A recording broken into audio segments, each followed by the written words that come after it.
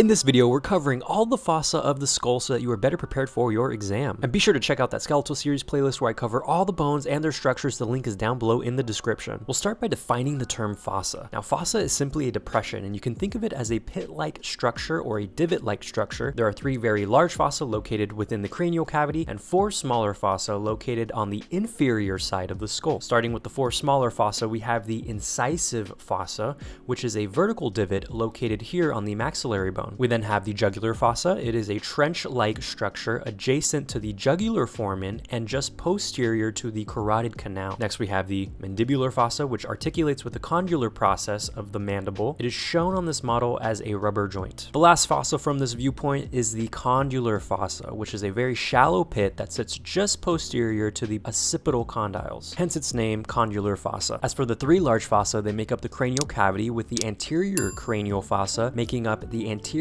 portion of the cranial cavity. It includes the ethmoid bone, frontal bone, and the lesser wing of the sphenoid bone. Next, we have the middle cranial fossa, which includes the greater wing and the sella turcica of the sphenoid bone, as well as the majority of the temporal bone. Finally, we have the posterior cranial fossa, which is made up of a small portion of the temporal bone and sphenoid bone, as well as a majority of the occipital bone. Now that you know where to locate every single fossa of the skull, you are now ready to watch the practice quiz video. You can click on it here on the upper right hand corner, and it comes with a free PDF document that has all the questions on there. Thank you guys so much for watching, liking, and subscribing. Continue studying, continue doing great things, guys, and I'll catch you on the next one.